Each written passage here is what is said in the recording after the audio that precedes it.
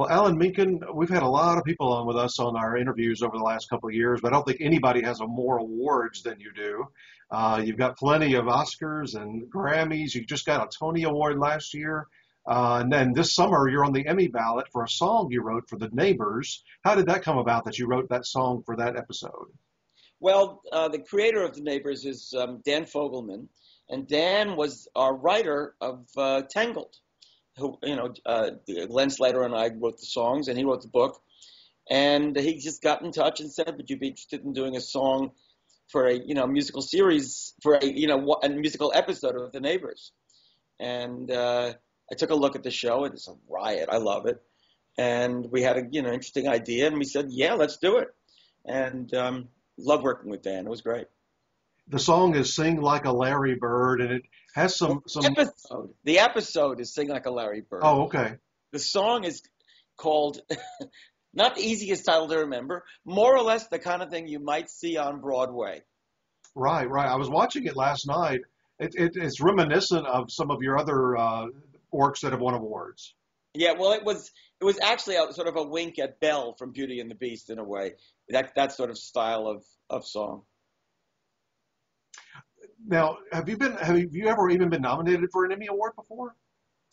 I don't think so. I did, a score for a Lincoln miniseries. I don't know how many years ago, probably about 20 years ago. It may have been nominated. I feel silly. I don't remember. Since I am a member of the Academy, I believe I probably was nominated. I feel embarrassed that I'm not entirely on top of what it would have been. Well, you've obviously been more focused on films and other projects rather than TV, so you haven't been eligible probably as much as some of the other folks. Well, but that's true. Yeah. The thing that I found most interesting about you being on the Emmy ballot is you're one of the handful of people that's really got the three steps along the way to the EGOT. You've got the Grammys, you've got the Tony, you've got the Oscars. You're just so close. There's 11 people that have won all four. And you and I were talking earlier, only a couple of composers, though, and you already knew who those were. I think you know this stuff better than I do. Richard Rodgers and Marvin Hamlish, who sadly passed away a few months ago. Yeah. But Jonathan Tunick, I guess you could kind of call in that group. He's not necessarily a composer, but he's an arranger. Yeah, orchestrator and arranger. Yeah. What would that mean to you to join such a select group like that? I think it would be an honor, and it would be a thrill. And television is now shaping up to be an incredibly pivotal medium for artists. It's a very fertile ground, and the amount of creativity and the amount of product that's coming out of that screen is just enormous. And it's certainly an area that. It also was a lot of fun, frankly, to work on this episode. Each form has its own rhythm and its own process, and I enjoy the process of working in television. Now, last year you won your first ever Tony Award, and it was for a project, Newsies, that you had done music on back in was that mid-'80s, late '80s? 91. 91, that's right. You had no idea. I mean, the movie didn't do all that well, but it had a big cult following that it developed all these years. Yeah. The movie did terribly, actually. It's kind to say it didn't do all that well. It got some nice reviews, but it just did nothing at the box office. And I think nobody was prepared for that movie, really. But over the years, it was, on video and DVD and on cable, and a generation of kids just kind of glommed onto this Newsies, and it really became their secret passion. In a way, the reason we ended up doing it was because there was a demand for it. If we didn't do it, there was going to be pirated productions of it everywhere. What was your first thought when you were approached about, hey, let's make this a Broadway musical?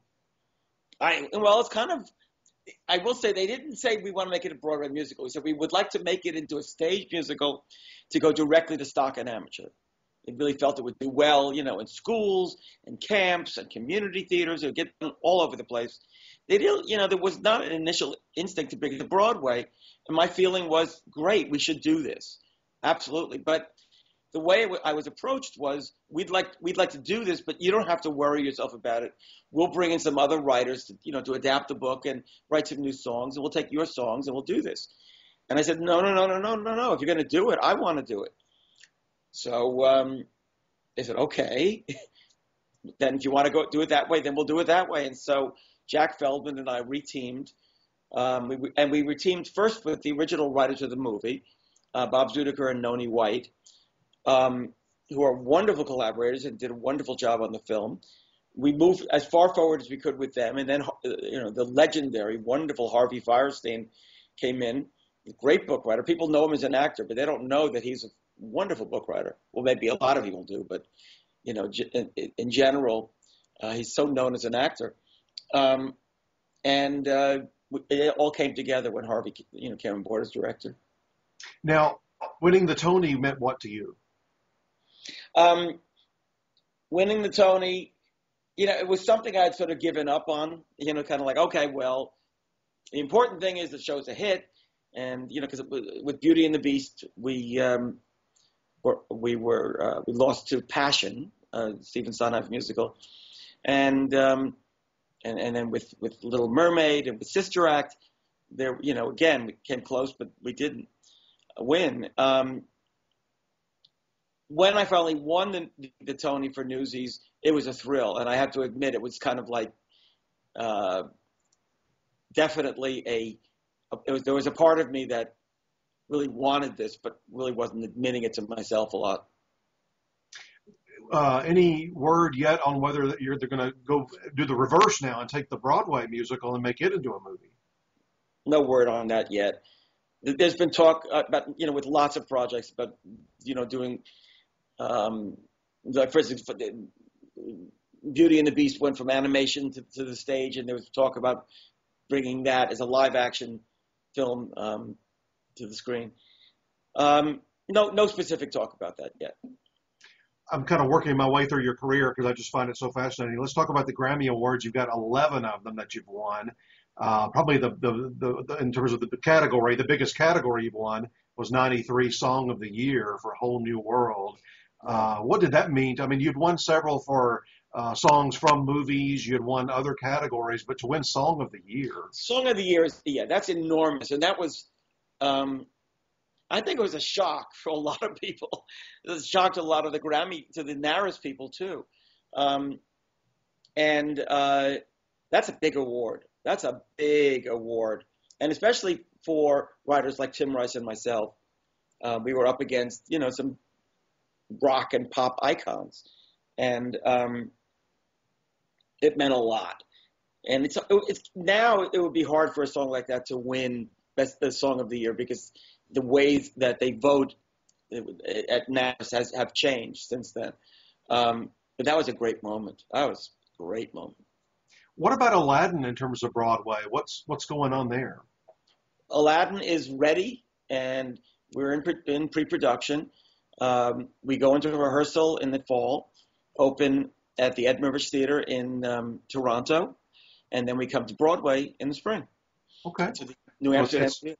It's that close. Oh, it's very close, and it's really good. It's very different from the movie. It takes everything that's in the movie, but it expands it in a really good way because we went back to a lot of the original material that Howard Ashman and I wrote for the movie, and we were able to incorporate that back in, and that's really special to me. Only two people have in Academy Awards history have won more Oscars than you, and I'm sure you know who they are. Walt Disney, a company you work quite a bit with, and Alfred Newman, another composer.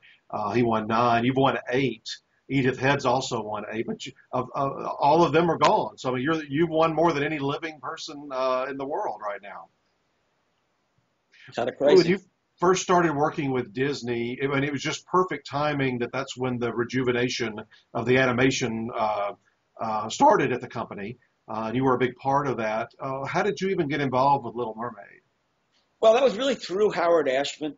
After Howard Ashman and I wrote Little Shop of Horrors, which was a big hit off Broadway, and then it was a movie, and it toured. And one of our producers was David Geffen. David Geffen, I think, was very much in touch with people at Disney and recommended Howard as somebody they should speak with. And then it was through Howard that the decision was made to do an animated musical of Little Mermaid, and Howard asked if I would come and do it with him, and the whole new chapter of our lives began. You won 2 Oscars for that, then just a couple of years later, 2 for Beauty and the Beast, then 2 for Aladdin, and then 2 for Pocahontas. So you won 8 over like a 6 or 7 year span there. Yeah, it's amazing. Yeah. This is a crazy. I mean, did it ever get old? I mean, did you ever feel like, wow, this is like overwhelming here? Yeah, it didn't get old. It got surreal. I mean, it's kind of wow, and of course, in a sense, it stopped at a point where I think I was doing my best work, which was the project after Pocahontas, which was the 7th and 8th Oscars, was Hunchback of Notre Dame, which I thought was, probably the most sophisticated work we had ever done, and it was really ambitious for an animated musical. But it's clear that at some point, sort of a saturation point was reached. Well, in between, something I've always wondered is you had such a winning streak and such a streak of great music. Did they not approach you at all for Lion King, which was kind of in between? No, and to be honest, I think their expectations for Lion King were not necessarily. They didn't know it was the Lion King. Remember, for years it was called King of the Jungle, and it was an African-based story.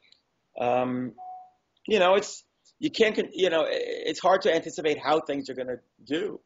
I think Disney was quite blown away by the success of Lion King. I really can't complain about the projects that I've had. You were made 2001. You were made a Disney legend along with a lot of other legends. What did that mean to you? It meant a lot. First of all, it was given to me by Roy Disney, who was a great supporter and a great champion of what we were doing. And it represented years in my life working with amazingly creative artists, with a company that felt like family to me, and with an art form that I affected greatly, and it affected me greatly, and I grew immensely by being involved with it. And it was kind of a miracle in my life. Like every kid, I grew up with the Disney movies, and then to find myself the voice of those Disney movies was, it's not something you can really grasp, but what you can grasp is how you feel about the people and the collaboration, and that was, just amazing. I can't even imagine. I mean, it's one thing to have them in the movies and on the soundtrack and on the CDs being sold and so forth, but to be featured in all the rides and attractions and parks and all the other things that go along with it, you are a part of families and children's lives forever. Yeah. It's not something you can really take in. I think what you have to take in is that something, you were involved with something that affected a lot of people, and as much as you could feel responsible, you also feel fortunate, just honestly fortunate that it came through you. It's like, having a child that does well. You feel great, but you know that child is out in the world doing what the child does. I feel that way about my songs and about my music. I meant to mention, along with your 8 Oscar wins, that's from 19 nominations, and you just had a nomination a couple of years ago. A couple of Academy kind of questions, that you've been a member for a good while. What did you think when the music branch changed the rules there for I guess it was for around a 3 or 4 or 5 year period there, with the scoring system as opposed to just a flat out 5 nominees? Well, I understood that the desire to protect dramatic underscore that wasn't song based, because there is an unfair advantage to scores that have songs. They stick in the memory much more effectively because they play a different role. A John Williams score to like Saving Private Ryan or to Schindler's List is supportive underneath the project. And when you have songs that are actually prominent in the project. It's just, it is a different experience. You know, when I won for Little Mermaid, there I was. It was my first film score ever, and I really, you know, I can't fool myself that I won because of the quality of my scoring. It was tuneful and it was sweet, but it was, I think, because of the songs. So it made sense to cleave those apart, to protect the dramatic underscore. But what it also did was created a lot of, you know, more categories for music in an awards context that may not want to have that much attention given to it. Yeah, it did, and there was that stretch of time where that became an effect, and then I guess the comedy musical versus drama score did go away after that. Yeah, it didn't really make sense. I don't think there's any perfect way to do this. I also applaud that the Academy has been very, very careful to make sure that people look at the context that songs are heard in order to judge whether they're the best song, as opposed to just a good song that is put under some action in the movie. It's important that it really be part of the creative process of the movie and the storytelling. I think we've seen what they've done. In recent years, you know, songs over, say, just the end credits are rarely getting nominated these days. I think your branch is to be credited in that they are looking to nominate songs that are used as a main feature of the film and not just over the end credits. Right. I mean, and if a song is over the end credits, it's a theme that's been used throughout the movie, so that at least it encapsulates the entire experience, and that makes total sense. You know, we had that other stretch here recently over until last year where they were, I guess, a lot of the music branch would go to the auditorium and listen and have to rank or score the songs, and you might have as little as 2 nominees and you might have as many as 5, but they did get rid of that as of this year. What did you think about that rule when it came into effect?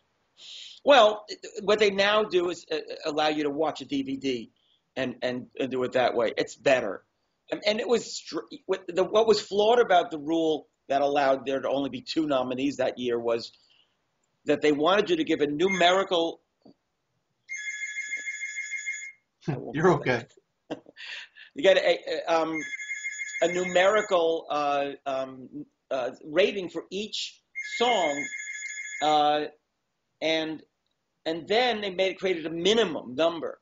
So what happens is, you know, you have blocks of people who might take one song that they think is a song that they're competitive with and give it a low number to lower the score. So what happened was the bulk of the songs all fell below a certain number, and that was strange. Yeah, I remember a couple of years ago, Randy Newman, even on stage when accepting, said something about, you know, there being 4 nominees that year. Couldn't we come up with a 5th as the music branch? But that was the way the rule was. Yeah, exactly. It's a little strange, but you know, we all roll with it. It's, you know, you have to be philosophical about awards. They're important, but what's more important, obviously, is the success of the projects that we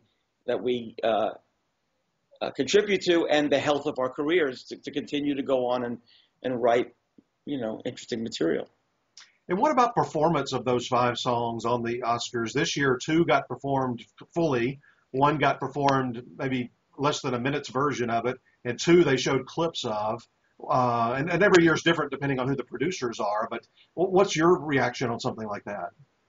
That's really comes under the heading of the producers of the Oscars, you know, and the individual producers and how they produce a show. And that's what you know, the bottom line is, you know, the Oscars are a show. And with the Tony Awards or the Oscars, there's strange choices that are made all the time that, you know, have people scratching their heads. But some of those strange choices, people go, oh, I thought that was great. You know, having Shirley Bassey perform a James Bond song because it was a tribute to the James Bond films was kind of great. But at the same time, it was a weird coincidence that it was in the same year as a song from a James Bond film was being nominated for Best Song, and it was a little arbitrary. but it worked. People loved it. So that's kind of. I'm glad I don't have to produce the Oscar show. I have enough problems trying to figure out how to write a musical. Have you ever been approached about being the musical director? No, and I don't think I'd be qualified. What I do is I compose. I'm not really a musical director particularly, so it's not something that would interest me that much. One other Academy question. We're an awards website, so we love talking this stuff. You get to nominate in the music branch for the music categories, but then on the final ballot, you get to vote in all of them. What kind of experience is that for you to be able to vote in acting and cinematography and all those sorts of things? I love it. I do have to, one has to have the sense to go, if you haven't seen, for instance, for the best documentary, if I haven't seen all the documentaries, then I owe it to myself to not vote, period. There are areas that are confusing, like you look at, what sound editing and sound, and you go, what's the difference, so but you know what? It's fun to see the movies. It's fun to have a role in saying this one was really special. The look of this movie was really special, or the dynamics, and you try your best to parse through what makes that happen. And you enjoy the whole process of watching all the movies and so forth, and really, really figuring out what you like the best.